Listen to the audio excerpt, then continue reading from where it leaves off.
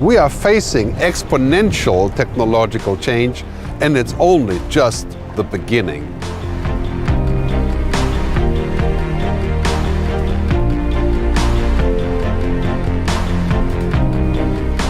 If you're a musician, publisher, or car maker, you know this too well. Sector after sector, industry after industry, we're waking up to the fact that the future is already here. We just haven't noticed. Think about that if you're a banker, a doctor, a lawyer, an accountant, or a marketer.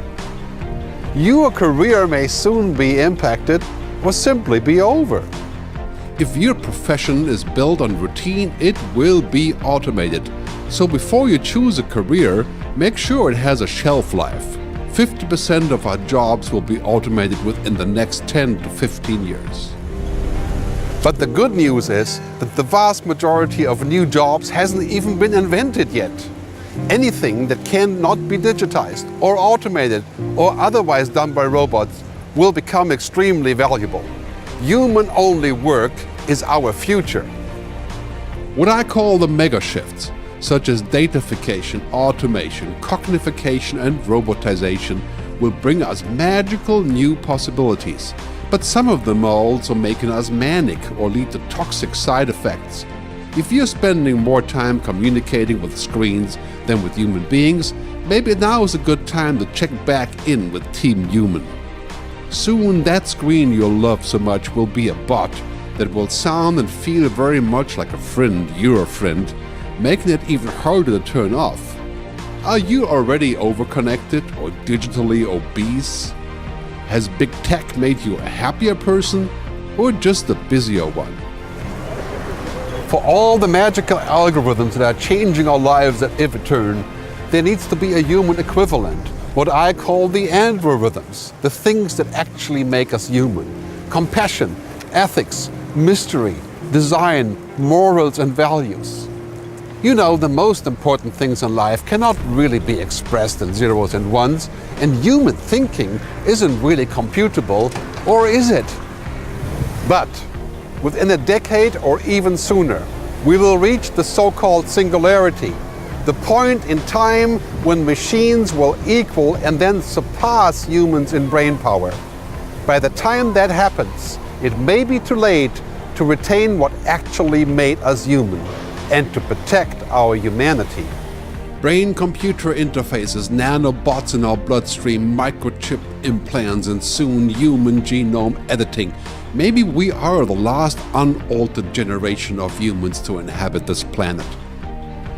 Will it be possible to remain human as we currently define it? Will we be better off in a machine-led era without any human free will, beliefs, mistakes, or inefficiencies? What would it mean for humanity to cohabit with an intelligence far greater than ours? How could we cope with our newfound irrelevance? Whatever challenges we face now with technology are nothing compared to what's coming down the pipe. Forget about emails and apps. There's a whole tsunami of voice and thought-controlled technologies already leaving Santa Claus's factory. You may have not written to him, but he knows your address. Technology is not good or bad, per se.